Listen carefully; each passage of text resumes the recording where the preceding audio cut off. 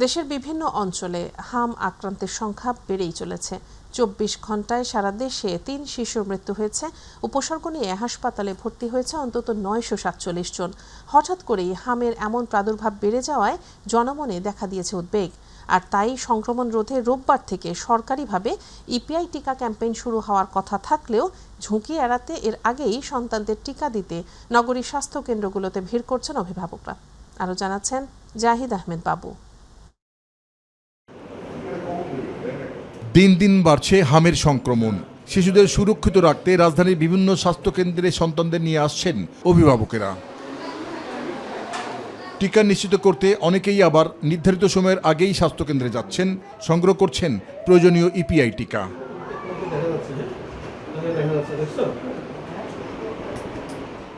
নগরবাসী বলছেন, হামের সংক্রমণ যেভাবে বাড়ছে তাতে আগে থেকেই সতর্ক থাকা জরুরি। এই মুহূর্তে যে চারিদিকে দেখা যাচ্ছে যে হামের কারণে বাচ্চারা মারা যাচ্ছে এবং এটা অনেক অ্যালার্মিং রেট, তো এটা তো অভিভাবকের মধ্যে অনেক উদ্বেগের কারণ। বাচ্চারা অনেক বেশি হামরুবেলার কারণেই সিক হয়ে যাচ্ছে, মারাও যাচ্ছে। তো আমি এই জন্য তাড়াতাড়ি আসছি যে বাচ্চার সেকেন্ড ডোজটা দিয়ে ফেলার জন্য। স্বাস্থ্যকেন্দ্র কর্তৃপক্ষ জানান, সরকারি ইপিআই ক্যাম্পেইন এখনও শুরু হয়নি, তবে নিয়মিত কর্মসূচির অংশ হিসাবে প্রদান করা হচ্ছে হামের টিকা। এমআর টিকার কোনো ঘাটতি নাই, এমআর টিকা দেওয়া হচ্ছে, হামের টিকা আর কি যেটা এটা দেওয়া হচ্ছে। আমরা এখন আরেকটু জোরদার করতেছি। ইপিআই টিকা কার্যক্রমের এই একই চিত্র দেখা মিলল রাজধানীর শিশু হাসপাতালেও। এখানেও শিশুদের টিকা দেওয়া হচ্ছে আগের নিয়মেই। হামের টিকিট দেওয়ার জন্য আর কি আমরা অনেক এখন চারদিকে অনেক হাম হচ্ছে, ছড়িয়ে যাচ্ছে, এর জন্য আমরা আর কি সচেতন জন্য আসছি আর কি। আমাদের প্রতিদিনই রুটিন ইপিআই কার্যক্রম চলমান আছে। হাসপাতাল কর্তৃপক্ষ জানান, হামের প্রাদুর্ভাব ঠেকাতে রোববার থেকে সারা দেশে চলবে ইপিআই টিকা কার্যক্রম। ইপিআই কার্যক্রম আগের থেকে আমাদের শিশু হাসপাতালে চলছে, কিন্তু আগামী রবিবার থেকে মিজেস সহ ইপিআই কার্যক্রম পূর্ণদমে চলো। এদিকে দেশে হামের সংক্রমণ বেড়ে যাওয়ায় শিশুদের স্বাস্থ্য ও টিকা নিশ্চিত করতে নগরীর বিভিন্ন হাসপাতাল পরিদর্শন করেন স্বাস্থ্যমন্ত্রী মোহাম্মদ সাকওয়াত হোসেন। সামগ্রিকভাবে আমাদের টোটাল ডাক্তার শ্রেণী একেবারে যান প্রাণ দিয়ে এই মহামারীকে, এই মিজেলসকে মোকাবেলা করার জন্য চেষ্টা করে যাচ্ছেন। এবং আমি আপনাদেরকে আল্লাহর প্রতি কৃতজ্ঞতা জানিয়ে বলি, গত 2-2.5 সপ্তাহে আমাদের ডেথ ক্যাজুয়ালিটিজ আমাদের অনেক কমে এসেছে। জাহিদ আহমেদ বাবু, মাই টিভি, ঢাকা। চট্টগ্রামে হামের প্রাদুর্ভাব উদ্বেগজনক হারে বেড়েছে, বিশেষ করে 15 মাস বা তার কম বয়সী শিশুদের মধ্যে। চট্টগ্রাম মেডিকেল কলেজ হাসপাতালে ভর্তি রয়েছে অন্তত 40 শিশু, যাদের অধিকাংশেরই বাড়ি কক্সবাজার। চিকিৎসকরা একে অত্যন্ত ছোঁয়াচে ভাইরাসজনিত রোগ হিসেবে চিহ্নিত করেছেন। শিশুর জ্বর, কাশি ও সারা শরীরে লাল দানা দানা দেখা দিলে দ্রুত চিকিৎসকের পরামর্শ নিতে বলেছেন তারা। মোহাম্মদ মামুনুর রশিদের ভিডিও চিত্রে মোহাম্মদ নুরুল কবিরের রিপোর্ট, জানাচ্ছেন জুবাইর রহমান। চট্টগ্রামে হামের প্রকোপ দিন দিন বাড়ছে। সবচেয়ে বেশি ঝুঁকিতে রয়েছে 15 মাস বা তার কম বয়সী শিশুরা। চট্টগ্রাম মেডিকেল কলেজ হাসপাতালের শিশু ওয়ার্ডে বর্তমানে হাম আক্রান্ত অন্তত 40 জন শিশু চিকিৎসাধীন রয়েছে। তাদের অধিকাংশই কক্সবাজার সহ দক্ষিণাঞ্চল থেকে আসা। জ্বর উঠছিল, ফার্স্টে জ্বর নিয়ে আসছি আর কি। এরপর আবার ডায়রিয়া হয়েছে, জ্বর, কাশি, তারপর হচ্ছে যে র্যাশ উঠছে আজকে 4-5 দিন ধরে। আমার বাচ্চা এখন গায়ের জ্বর, কাশি, ঠান্ডা, তারপরে হামের ভাব লাগছে আর কি। অন্যদিকে হামের উপসর্গ নিয়ে বিভিন্ন হাসপাতালে ভর্তি হয়েছেন 86 জন। তাদের মধ্যে 8 জনের শরীরে হাম শনাক্ত হয়েছে। উপসর্গ নিয়ে 1 জনের মৃত্যুর খবর পাওয়া গেছে। 111 জনের নমুনা পরীক্ষার জন্য পাঠানো হয়েছে ঢাকায়। চিকিৎসকরা বলছেন, হাম একটি অত্যন্ত সংক্রামক ভাইরাসজনিত রোগ, যা দ্রুত ছড়িয়ে পড়ে। জ্বর, কাশি ও শরীরে লাল দানা দেখা দিলে দ্রুত চিকিৎসকের শরণাপন্ন হওয়া জরুরি। 6 মাসের আগে কখনো হাম হয় না নর্মালি, কারণ বাচ্চাদের মায়ের শরীরের যে ইমিউন মেকানিজম আছে সেখান থেকে কিছু অ্যান্টিবডি বাচ্চার কাছে পাস করে। এটা 6 মাস পর্যন্ত একটা বাচ্চাকে কাভার দেয়, কখনো কখনো এটা 9 মাস পর্যন্ত কাভার দিতে পারে। চমেক হাসপাতালের পরিচালক বলেন, হাম সংক্রান্ত শিশুদের চিকিৎসার জন্য চমেক হাসপাতালের শিশু ওয়ার্ডে আলাদা কর্নার চালু করা হয়েছে। সেখানে আক্রান্ত শিশুদের বিশেষ চিকিৎসা দেওয়া হচ্ছে। যদি কোনো রোগী যদি খারাপ হয় অথবা যদি কোনো শ্বাসকষ্টজনিত হয়, এদের জন্য আমরা 10 বেডের আইসিইউ করে রাখছি। আমাদের পেডিয়াট্রিক আইসিইউ যে আছে 20টা বেড, 20টা বেডের মধ্যে 10টা বেডকে আমরা ডেডিকেটেড করে রাখছি। হাম আক্রান্ত রোগীদের দেখতে হাসপাতাল পরিদর্শনে গিয়ে পরিস্থিতি পর্যবেক্ষণ করেন চট্টগ্রাম সিটি মেয়র। এ সময় তিনি বলেন, দেশব্যাপী হাম প্রতিরোধে বিশেষ নজরদারি বাড়িয়েছে। টিকার কোনো সংকট নেই, সবাইকে টিকাদান কর্মসূচির আওতায় আনার পাশাপাশি সচেতনতা বাড়ানো জরুরি। মা যখন 5-6 মাসের প্রেগনেন্ট থাকে সেখানেও তাদের টিটানাস টক্সয়েড দেওয়া হয়। কাজে অল টাইপস অফ ভ্যাকসিনেশনের আন্ডারে যদি আমরা আনতে পারি তাহলে পরে এই ধরনের কোনো ভ্যাকসিন ডেফিসিয়েন্সি রিলেটেড কোনো রোগ হবে না। চিকিৎসকরা বলছেন সময়মতো টিকা গ্রহণ এবং প্রাথমিক লক্ষণ দেখা দিলেই দ্রুত চিকিৎসা নিলে এই রোগ প্রতিরোধ করা সম্ভব। তাই শিশুদের সুরক্ষায় অভিভাবকদের আরও সচেতন হওয়ার আহ্বান জানান তারা। Zubair Rahman, MyTV news. July সনদ নিয়ে কোনো ধরনের অপরাজনীতি সহ্য করা হবে না বলে জানিয়েছেন জাতীয় সংসদের চিফ হুইপ নুরুল ইসলাম মনি। তিনি বলেন, বিএনপি এই সনদের পক্ষে রয়েছে এবং এর প্রতিটি অক্ষর বাস্তবায়নে দলটি অঙ্গীকারাবদ্ধ। জাতীয় প্রেস ক্লাবে তোফাজ্জল হোসেন মানিক মিয়া হলে স্বাধীনতা ও জাতীয় দিবস উপলক্ষে সাংস্কৃতিক দল আয়োজিত এক আলোচনা সভায় তিনি এসব কথা বলেন। বিরোধী দলের সমালোচনা করে তিনি বলেন, তারা একের পর এক অবস্থান বদলাচ্ছে, কখনো স্থানীয় সরকার নির্বাচন, কখনো সংস্কার, আবার কখনো সংবিধান পরিবর্তনের দাবি তুলছেন। এসব দাবি পরাজয়ের প্রতিক্রিয়া বলেও মন্তব্য করেছেন তিনি। এই দিনে আমরা ভোট দিচ্ছি, আমাদের নেতা বলছেন আমরা হায়ার পক্ষে। আমরা হায়ার পক্ষে জুলাই সনদ 100% অক্ষরে অক্ষরে আমরা বাস্তবায়ন করতে চাই এবং আমরা করা শুরু করেছি, কিন্তু তারা সেই জুলাই সনদ বাস্তবায়ন চায় না। ভাইবটা তুলেছে বিএনপি জুলাই সনদের বিপক্ষে, ঠিক কিনা বলেন? জুলাই সনদের বিপক্ষে বিএনপি, জুলাই সনদের বিপক্ষে বিএনপি না।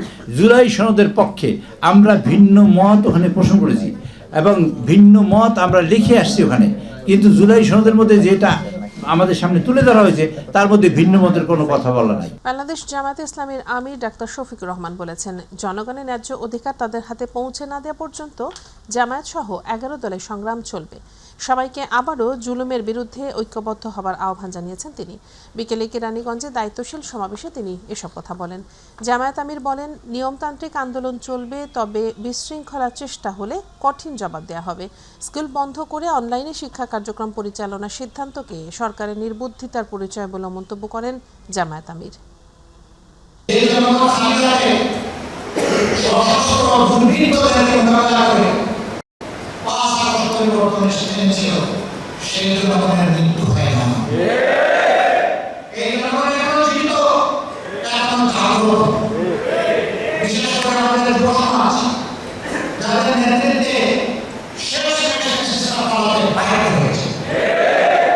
আমরা তাদেরকে বলবো, তোমরা তোমাদের বিপ্লবে যে হাতিয়ারের হাতিয়ার অর্থাৎ দেশপ্রেম এবং ইমানের হাতিয়ার সেটাকে আবার শান্ত করো। ছুটির দিন শুক্রবারও রাজধানীর তেলের পাম্পগুলোতে দেখা গেছে ভোগান্তির চিত্র। দীর্ঘ সময় লাইনে দাঁড়িয়েও তেলের দেখা পাচ্ছেন না অনেকেই। ফিলিং স্টেশন কর্তৃপক্ষের দাবি, চাহিদা অনুযায়ী তেল না আসায় বাড়ছে এসব জটিলতা। এলজিআরডি প্রতিমন্ত্রী মীর শাহে আলম বলেছেন, দেশে কোনো ধরনের তেলের সংকট নেই, আমদানি ও সরবরাহ ব্যবস্থাও স্বাভাবিক রয়েছে। আতিকুর রহমান তিতাসের রিপোর্ট। ছুটির দিন শুক্রবার, তবুও রাজধানীর তেলের পাম্পগুলোতে উপচে পড়া ভিড়। ঘন্টার পর ঘন্টা লাইনে দাঁড়িয়েও মিলছে না কাঙ্ক্ষিত তেল। বাইকার ও গাড়ি চালকদের অভিযোগ, সব মেশিন চালু না রাখায় দীর্ঘসূত্রিতা বাড়ছে, ফলে তীব্র গরমে চরম ভোগান্তিতে পড়েছেন তারা। ফ্রাইডে ছাড়া অন্য দিনে তো সে লাইন ধরতে পারি না, ততক্ষণে তেল থাকে না। বাট যারা রাইডার সার্ভিসে আছে তাদের হয়তো একটু আরও বেশি পরিমাণ প্রয়োজন আর কি। ওখানে অনেকটা পাম্পে গেছিলাম, কিন্তু সিরিয়ালে ছিলাম, কিন্তু তৈল নাই। খাওয়া দাওয়া ভুলে কেউ কেউ লাইনে বসে অপেক্ষা করছেন। তীব্র গরমে ক্লান্ত ও পরিশ্রান্ত হয়ে পড়েছেন অনেকেই। চাহিদা তো ফুল ট্যাঙ্ক, কিন্তু চাহিদা তো পাচ্ছি না। আর এটা এখানে লিমিট দেওয়া আছে হচ্ছে 500 টাকা করে নিতে পারবেন। অ্যাম্বুলেন্সে বলছে যে আপনি নিতে পারেন, সমস্যা নাই, আপনি 20 লিটার 10 লিটার 30 লিটার নিতে পারেন, সমস্যা নেই। হ্যাঁ, অন্যদিকে ফিলিং স্টেশন কর্তৃপক্ষ বলছে ভিন্ন কথা। তাদের দাবি, চাহিদা অনুযায়ী সরবরাহ না থাকায় তৈরি হচ্ছে এই সংকট। পাবলিকের ডিমান্ড তো 4-3 গুণ। ধরেন আমার যদি 10,000 লিটার তেল যখন আমার পাম্পে আনছি, ওটা 2 ঘন্টা শেষ, অথচ এই 10,000 লিটার তো আমার সকাল থেকে সন্ধ্যা পর্যন্ত চলার কথা, 2 ঘন্টা শেষ। পাম্প মালিক লিখে দিচ্ছে যে পেট্রোল নাই।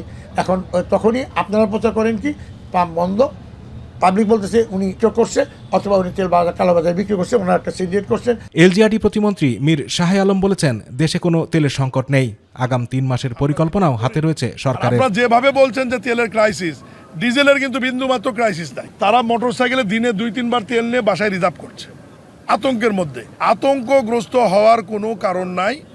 আমাদের তেলের সাপ্লাই চেন ঠিক আছে, তেলের মজুদ আমাদের 3 মাস ঠিক আছে। এরপরেও সরকার রিস্ক নিচ্ছে না, কারণ যুদ্ধ যদি দীর্ঘমেয়াদী হয় সারা পৃথিবীর সাথে আমাদেরও এটার প্রভাব পড়তে পারে। এই জন্য সরকার কিছু কিছু ক্ষেত্রে পরিকল্পনা নিয়েছে। তবে প্রশ্ন রয়ে যায়, সংকট না থাকলে লাইনে কেন মানুষ, আর এই ভোগান্তির দায় বা কে নেবে? আতিকুর রহমান তিতাস, মাই টিভি। আজ থেকে সন্ধ্যা 6টার মধ্যে দোকানপাট ও শপিং মল বন্ধের সিদ্ধান্ত নিয়েছে সরকার। এর বাস্তবায়ন কতটুকু হচ্ছে তা জানাতে এই মুহূর্তে সিলেট থেকে যুক্ত হচ্ছেন সহকর্মী মৃণাল কান্তি দাস। মৃণাল, সিলেটে দোকানপাট কিংবা শপিং মল কি সরকারি সিদ্ধান্ত মোতাবেক সন্ধ্যা 6টার মধ্যে বন্ধ করা হয়েছে? সেখানকার পরিস্থিতি কেমন দেখছেন? সাবেরিন, আপনাকে ধন্যবাদ। আপনি জানেন যে আজ থেকে সন্ধ্যা 6টার সময় সকল দোকানপাট বন্ধের নির্দেশনা রয়েছে। আসলে জ্বালানি তেলের যে প্রভাব সেটি কিন্তু সারা দেশের মতো সিলেটেও পড়েছে সকল ব্যবসা প্রতিষ্ঠানে। তবে আরেকটি বিষয় আমি আপনাদেরকে জানিয়ে রাখি, আজ কিন্তু শুক্রবার, সাপ্তাহিক ছুটির দিন। সাপ্তাহিক ছুটির দিন হওয়ায় সিলেটের ব্যবসা প্রতিষ্ঠান এমনিতেই কিন্তু অনেকগুলো বন্ধ রয়েছে, কিন্তু বন্ধ থাকার পরে অনেক ব্যবসা প্রতিষ্ঠান কিন্তু ইতিমধ্যে খোলা রয়েছে। তবে আমি আপনাদেরকে জানিয়ে রাখি, গতকাল কিন্তু ব্যবসায়ীদের পক্ষ থেকে যে নির্দেশনা দেওয়া হয়েছিল যে দেশ জুড়ে বিদ্যুৎ ও জ্বালানি সাশ্রয়ে বড় সিদ্ধান্ত নিয়েছে কিন্তু ব্যবসায়ীরা। বাংলাদেশের দোকান মালিক সমিতি জানিয়েছে, যেমন আজ থেকে সকল দোকানপাট, শপিং মল এবং বাণিজ্য বিতান রাত 8টার মধ্যে বন্ধ রাখতে হবে। তাদের বাসায় এটি সরকারের পাশে দাঁড়ানোর একটি উদ্যোগ। তবে স্বস্তির খবর হচ্ছে, হোটেল, ফার্মেসি, কাঁচা বাজার ও জরুরি সেবার দোকানগুলো এই নিয়মের বাইরে থাকবে। তবে এখানে আরেকটি গুরুত্বপূর্ণ বিষয় রয়েছে, সরকারের পক্ষ থেকে যে নির্দেশনা দেওয়া হয়েছে সেটি কিন্তু আরও কঠোর। মন্ত্রিপরিষদ সচিব নাসিমুল গনি জানিয়েছেন, বিদ্যুৎ সাশ্রয়ে সরকারিভাবে ব্যবসা প্রতিষ্ঠান খোলা রাখা যাবে সর্বোচ্চ 6টা পর্যন্ত, অর্থাৎ একদিকে 6টা অন্যদিকে 8টা। এই দুই সময়সীমা নিয়ে মাঠ পর্যায়ে কীভাবে বাস্তবায়ন হবে সেটি কিন্তু এখন বড় প্রশ্ন। তবে শুধু দোকান নয়, পরিবর্তন এসেছে কিন্তু অফিস সময়েও। রোববার থেকে সরকারি অফিস চলবে সকাল 9টা থেকে বিকেল 4টা পর্যন্ত। ব্যাংকের লেনদেনও কমিয়ে আনা হয়েছে সকাল 9টা থেকে 3টা পর্যন্ত।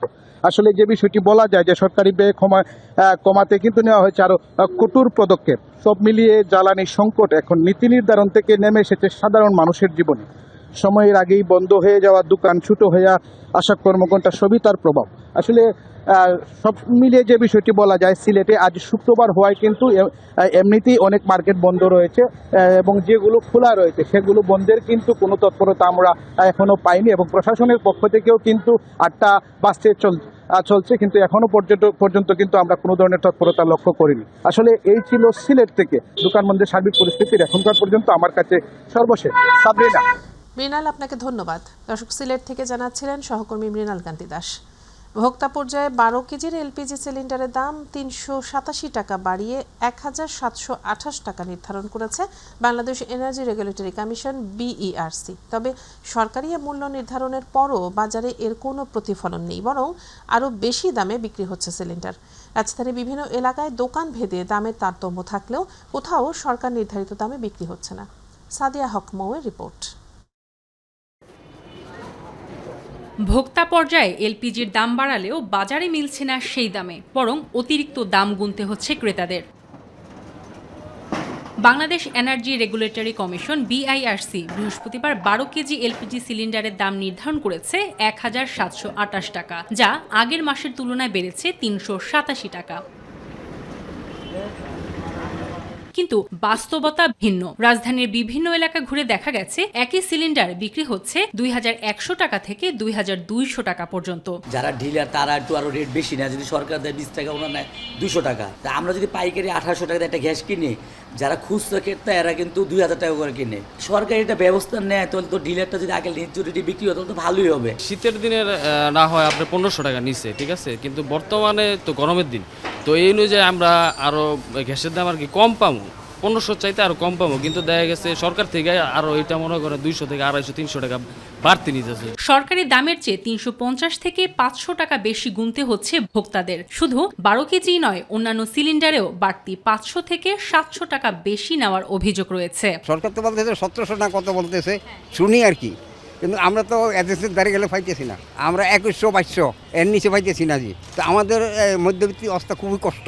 বিক্রেতাদের দাবি, সরবরাহ সংকট, পরিবহন খরচ বৃদ্ধি এবং ডিলার পর্যায়ে উচ্চ মূল্যের কারণে খুচরা বাজারে দাম বেড়েছে।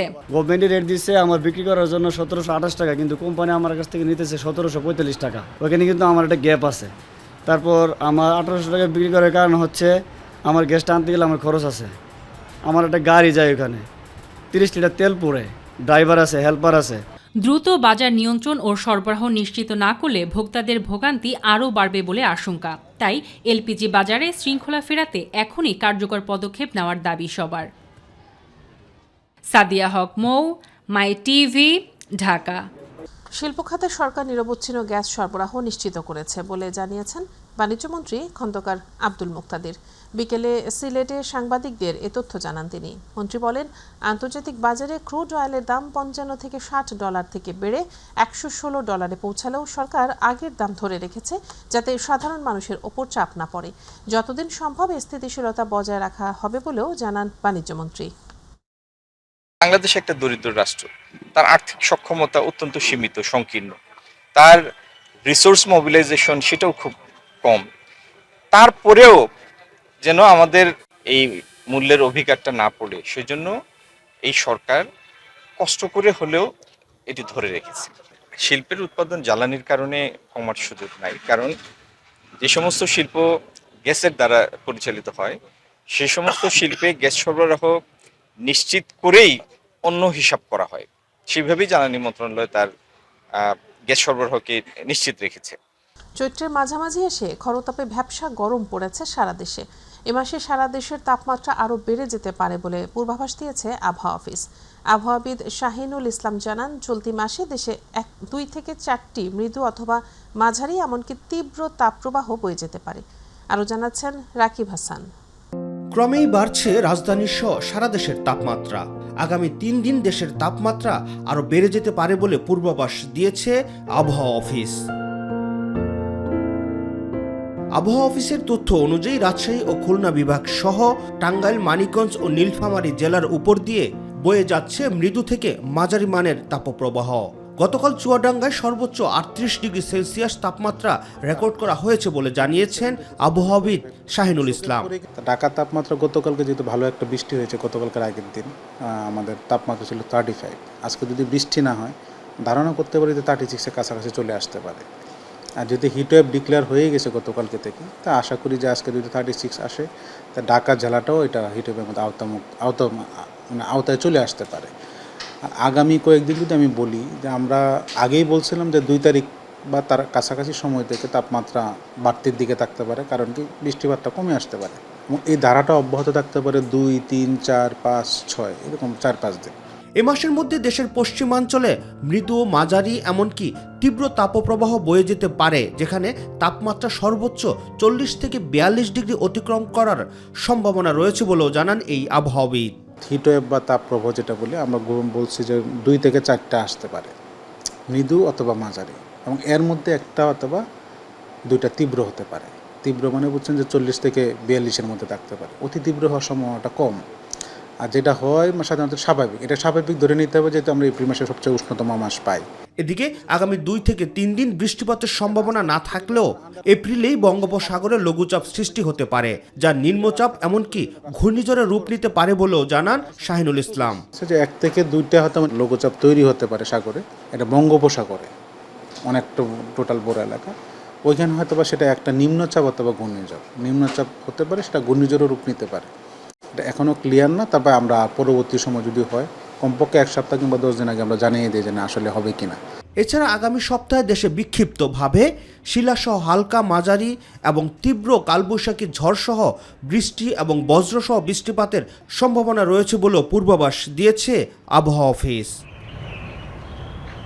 রাকিব হাসান, মাই টিভি, ঢাকা। চুয়াডাঙ্গায় আজ তাপমাত্রা বৃদ্ধি পেয়ে মৌসুমের সর্বোচ্চ পর্যায়ে পৌঁছেছে। আবহাওয়া অফিস জানিয়েছে, চুয়াডাঙ্গায় তাপমাত্রা 39.7 ডিগ্রি সেলসিয়াস রেকর্ড করা হয়েছে। এটি মাঝারি মানের তাপপ্রবাহ, ফলে এলাকা জুড়ে তীব্র গরমের প্রভাব লক্ষ্য করা যাচ্ছে। আবহাওয়া অফিস জানিয়েছে, রাজশাহী, খুলনা বিভাগ সহ আরও 9টি জেলায় তাপপ্রবাহ বয়ে যাচ্ছে। এর মধ্যে ঢাকা বিভাগের 5টি জেলাও রয়েছে। মাঝারি তাপপ্রবাহের কারণে জনজীবনে গরম অনুভূত হচ্ছে। তাপমাত্রা প্রতিদিনই বাড়বে জেলায়। খেটে খাওয়া ও পথচারীরা গরমের কারণে নাকাল হয়ে পড়ছেন। বেলা বাড়ার সাথে সাথে সড়কে মানুষের উপস্থিতিও কমছে।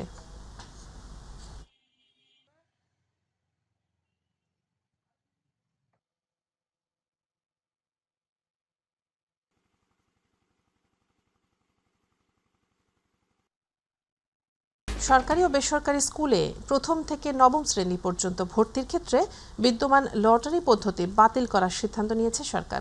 2027 শিক্ষাবর্ষ থেকে আবারও ভর্তি পরীক্ষার মাধ্যমে ভর্তি নেওয়া হবে। তবে এ নিয়ে শিক্ষাবিদ, সংশ্লিষ্ট কর্তৃপক্ষ এবং অভিভাবকদের মাঝে রয়েছে মিশ্র প্রতিক্রিয়া।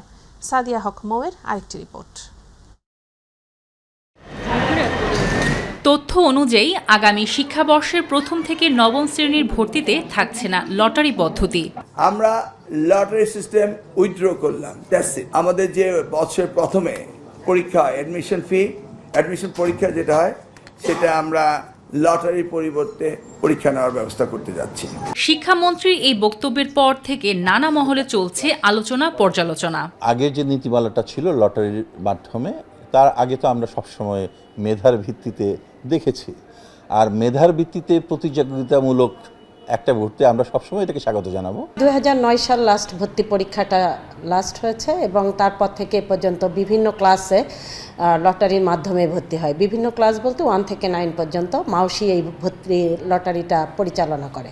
আমাদের মূল অথরিটি কিন্তু এই ভর্তির ক্ষেত্রে মাউসি, মাধ্যমিক উচ্চ শিক্ষা অধিদপ্তর। যেটা লটারির ক্ষেত্রে আমার একটু মিশ্র প্রতিক্রিয়া। অভিভাবক ও শিক্ষা সংশ্লিষ্টদের মতে একটা অংশ বলছে এই সিদ্ধান্তকে স্বাগত জানালেও তাদের রয়েছে নানাবিধ পরামর্শ। আপনি ভর্তি হবে একজন শিক্ষার্থী ক্লাস 2-তে, আপনি প্রশ্ন করলেন ক্লাস 5-এর মতো, তা হবে না। ওই ক্লাস 2 এর লেভেলেই প্রশ্ন করেই তার মেধার যাচাই করতে হবে।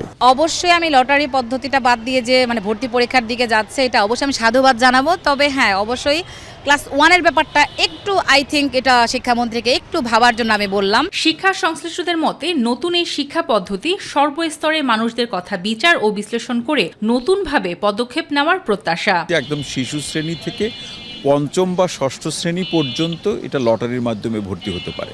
এর পরের যে শ্রেণীগুলোতে আপনি পরীক্ষার মাধ্যমে ভর্তি করেন। পেশাগতভাবে প্রতিষ্ঠিত যে সমস্ত অভিভাবক, তারা কিন্তু তার সন্তানকে কোনো কোচিংয়ে দিবেন, অথবা এর থেকে আরও যারা বেশি বিত্তশালী তারা ভর্তি করানোর জন্য কোচিংয়ের পাশাপাশি বিভিন্ন অসৎ চক্রের সন্ধান করবেন। আর লটারিতে যেটা হয় যে বিভিন্ন সামাজিক অবস্থানে যারা আছেন তাদের কোনো না কোনো অবস্থান থেকে কোনো না কোনো পরিবারের সন্তানরা লটারিতে তার সুযোগ হয় ভর্তি হওয়ার। সাদিয়া হক মৌ, মাই টিভি, ঢাকা। বেসামরিক বিমান পরিবহন ও পর্যটন প্রতিমন্ত্রী এম রশিদুজ্জামান মিল্লাত জানিয়েছেন, এবছরের মধ্যেই চালু হতে যাচ্ছে শাহজালাল আন্তর্জাতিক বিমানবন্দরের 3rd টার্মিনাল। আর বিমানমন্ত্রী আফরোজা খানম জানান, দেশের স্বার্থ বজায় রেখে জাপানকে অপারেশনাল দায়িত্ব দিতে চায় বাংলাদেশ। বিকেলে হজরত শাহজালাল আন্তর্জাতিক বিমানবন্দরের 3য় টার্মিনাল পরিচালনা ও রক্ষণাবেক্ষণ বিষয়ে জাপানের প্রতিনিধি দলের সাথে পররাষ্ট্র মন্ত্রণালয়ের দ্বিপাক্ষিক বৈঠক শেষে তিনি এসব কথা জানান। বৈঠকে প্রধানমন্ত্রীর পররাষ্ট্র বিষয়ক উপদেষ্টা হুমায়ুন কবির সহ সংশ্লিষ্ট ঊর্ধ্বতন কর্মকর্তারা উপস্থিত ছিলেন। সরকারের সময়টা চালু হবে এবং খুব এই বছরের মধ্যে চালু হবে ইনশাআল্লাহ। আপনারা দেখছেন তো যে আমরা কিভাবে চেষ্টা করি। আমরা এসেছি এক মাসের 20 দিন হবে এরকম, কিন্তু এর মধ্যে কিন্তু আমরা অনেকবার বসেছি। আমরা কেন বসেছি? আমরা এটাকে চালু করতে চাচ্ছি। আমাদের মাননীয় প্রধানমন্ত্রীও চাচ্ছে এটা চালু হোক, সেই জন্য কিন্তু আমরা বারবার বসছি। এবং বারবার বসাটা একটা ভালো সলিউশনে আসা। কারণ অনেক টার্মস অ্যান্ড কন্ডিশন থাকে, আমরা প্রথমে দেখি এটা আমার দেশের স্বার্থে হচ্ছে কিনা। আমরা দেশের স্বার্থটাকে আগে দেখে আমরা কাজ করছি, এই জন্য একটু সময় লাগছে, তো অবশ্যই এটা হয়ে যাবে। ক্রেতা সমাগম বাড়ায় রাজধানী বাজারগুলোতে সবজির চাহিদা বেড়েছে। আর বাড়তি চাহিদার কারণে প্রায় সব ধরনের সবজির দাম কেজিতে বেড়েছে 10 থেকে 20 টাকা পর্যন্ত। 100-এর ওপর বিক্রি হচ্ছে করলা, ঝিঙা, চিচিঙ্গা। এদিকে সরবরাহ সংকটের অজুহাতে সোনালী আর দেশি মুরগির দরও বেশ চড়া। আজকের বাজার ঘুরে বিস্তারিত জানাচ্ছেন শবনম অবনী। ঈদের কয়েকদিন আগে অস্বাভাবিকভাবে বেড়ে যায় ভোজ্য তেল, গরুর মাংস ও সোনালী মুরগির দাম। ক্রেতাদের আশা ছিল ঈদ শেষে কমবে দাম, কিন্তু সেই আশা এখনো পূরণ হয়নি। সোনালী দামটা একটু বেশি, গত সপ্তাহ থেকে সপ্তাহে কেজিতে 30 টাকা বাড়ছে। রোজার সময় একই ছিল, রোজার সময় 800, এখন 800। দামটা একটু কম হলে ভালো হয়। ভোজ্য তেলের বাজারেও নেই স্বস্তি। খোলা সয়াবিন তেল লিটারে বেড়েছে 14 থেকে 16 টাকা, আর পাম অয়েল বেড়েছে 18 থেকে 19 টাকা। যদিও বোতলজাত সয়াবিন তেলের দাম অপরিবর্তিত থাকলেও বাজারে এর সরবরাহ এখনও সংকটে। তেলের সংকট আছে এবং দামও বেশি। এদিকে ঈদের পর কিছুটা কমে আসা সবজির দাম আবারও ঊর্ধ্বমুখী। গত সপ্তাহের তুলনায় বেশিরভাগ সবজির দাম কেজিতে বেড়েছে 10 থেকে 20 টাকা পর্যন্ত। পাশাপাশি বেড়েছে পেঁয়াজ ও ডালের দাম। আগের তুলনায় একটু বেশি দাম, কম হলে ভালো হলো। আর যা কিনছি তুলনামূলকভাবে রোজার থেকে এখন বেশি দাম। এটা আপনার কিছু কিছু মালে 10 টাকা 15 টাকা ডিফারেন্স হয়ে যায়। কমে নাই খুব একটা। বাজারে নিয়ন্ত্রণ না থাকলে ভোগান্তি আরও বাড়বে বলে মনে করছেন সংশ্লিষ্টরা। তদারকি না করলে ওই কৃষকের কাছ থেকে ধান নিয়ে আবার তারা মজুত করবে, মজুত করে চালের দাম বাড়ায় দিবে। শবনম অবনী, মাই টিভি, ঢাকা। আমাদের চলচ্চিত্র, আমাদের ঐতিহ্য, আমাদের সংস্কৃতি, এই প্রতিপাদ্য নিয়ে শুক্রবার পালিত হলো জাতীয় চলচ্চিত্র দিবস 2026। তবে এবারে দিবস উদযাপন ঘিরে এফডিসিতে বইছে মতভেদের ঝোড়ো হাওয়া, যে কারণে এবার আয়োজনটা ছিল অনেকটা সাদামাটা। জাহিদ আহমেদ পাপুর আরেকটি রিপোর্ট।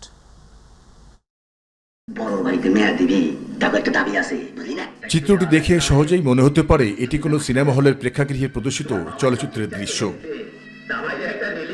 কিন্তু না, এটি জাতীয় চলচ্চিত্র দিবস উপলক্ষে এফডিসির প্রেক্ষাগৃহে চলা পুরনো দিনের ঐতিহ্যবাহী সিনেমা প্রদর্শনের দৃশ্য। আর তাই দিনটিকে স্মরণীয় করে রাখতে এফডিসির প্রশাসন ভবনের সামনে আয়োজন করা হয় সাংস্কৃতিক অনুষ্ঠানের। তবে সকালে চলচ্চিত্র সংশ্লিষ্টদের আনাগোনা থাকলেও দুপুর গড়াতেই কমতে থাকে সেই উপস্থিতি। এই বিষয়ে এফডিসির ব্যবস্থাপনা পরিচালক মাসুবুর রহমান তানি জানান, দিবসটি সরকারিভাবে ঘোষিত হলেও একটি পক্ষ এটিকে ভিন্নভাবে দেখছেন। আর এই যে বিভাজনগুলোই আসলে আমাদের চলচ্চিত্রকে বলেন বা যে কোনো শিল্প বা যে কোনো উদ্যোগকে নষ্ট করার জন্য কিন্তু যথেষ্ট।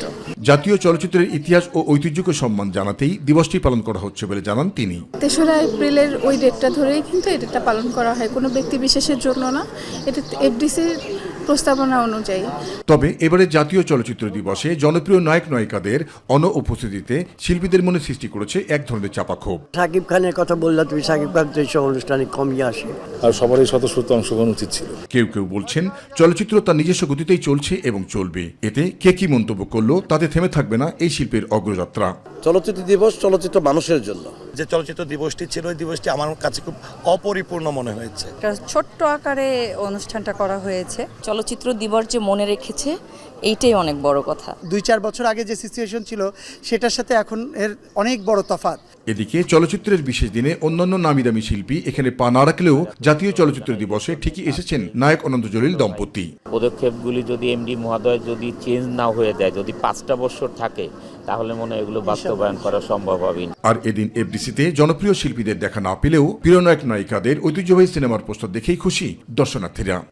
বিতর্ক আর মতবিরোধের আবহে পালিত হলো এবারের জাতীয় চলচ্চিত্র দিবস, যেখানে নামিদামি শিল্পী ও কলাকুশলীদের অনুপস্থিতিতে এফডিসির এবারের আয়োজনটা ছিল অনেকটাই সাদামাটা। আর তাই চলচ্চিত্রের সংশ্লিষ্টের এক পক্ষ বলছেন রাজনৈতিক বিভাজন নয়, দেশের চলচ্চিত্রের শিল্পের সংকট কাটিয়ে ওঠার এখনই সময়। জাহিদ আহমেদ বাবু, মাই টিভি, ঢাকা। সিরাজগঞ্জে বাসের চাকা ফেটে আইল্যান্ড ও ওভারব্রিজের সঙ্গে ধাক্কা লেগে চালক ও হেলপার সহ 3 জন নিহত হয়েছেন। এ ঘটনায় অন্তত 15 জন আহত হয়েছেন। বেলা 11টার দিকে যমুনা সেতুর পশ্চিম পারে নলকা এলাকায় এ দুর্ঘটনা ঘটে। নিহতদের নাম পরিচয় তাৎক্ষণিকভাবে জানা যায়নি। যমুনা সেতু পশ্চিম থানার ভারপ্রাপ্ত কর্মকর্তা আমিরুল ইসলাম জানান, বগুড়া থেকে ময়মনসিংহগামী বুশরা পরিবহনের একটি যাত্রীবাহী বাস ঘটনাস্থলে পৌঁছালে হঠাৎ চাকা ফেটে যায়। এতে চালক নিয়ন্ত্রণ হারিয়ে ফেললে বাসটি আইল্যান্ড ও ওভারব্রিজের মাঝখানে ধাক্কা লেগে আটকে যায়। এতে ঘটনাস্থলে বাসের চালক ও হেলপার নিহত হন। পরে হাসপাতালে নেয়ার পথে আরও একজনের মৃত্যু হয়।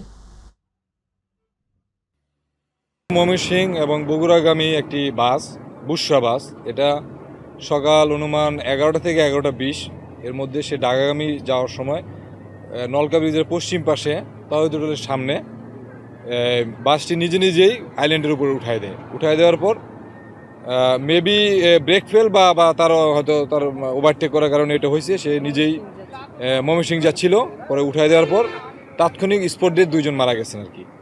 আর একজন হাসপাতালে নেওয়ার পর একজন মারা গেছেন আর কি। মোট 3 জন মারা গেছেন। আহত হয়েছে 10-12 জনের মতো অনুমান।